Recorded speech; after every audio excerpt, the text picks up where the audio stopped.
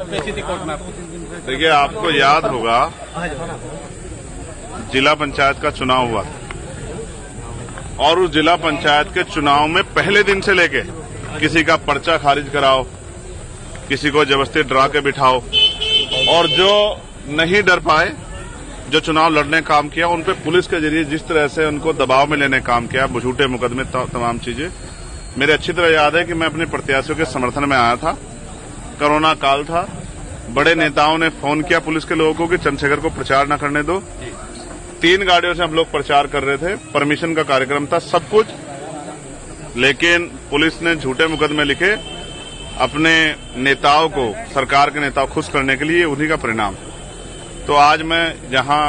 माननीय न्यायालय में एक मुकदमे में अपनी बेल के लिए जो है आया था,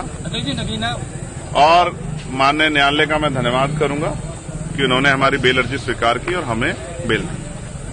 नगीना का चुनाव हो चुका, किस तरह के चुनाव परिणाम की उम्मीद आप करते हैं? देखिए, नगीना में जो चुनाव हुए हैं, क्योंकि मैं ज्योतिष तो नहीं हूं, ना भविष्यवाणी करता हूं, मैं अपनी मेहनत पे और भीम आर्मी आजाद समाज पार्टी के साथियों की मेहनत पे आपको भरोसा दिला कहता हूं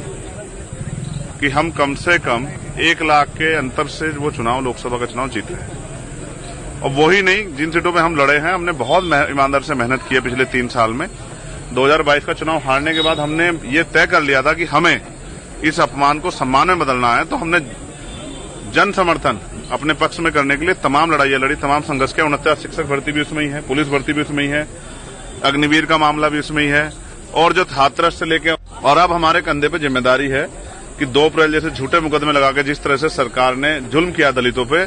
और जो आज धर्म जाति के आधार पे मुसलमानों पे, पिछड़ों पे, किसानों पे जो जुल्म हो रहा है, उसको रोकने के लिए हम उनकी मजबूत आवाज बने। अध्यक्ष जी, इंडिया गठबंधन इस बात को कह रहा है कि जो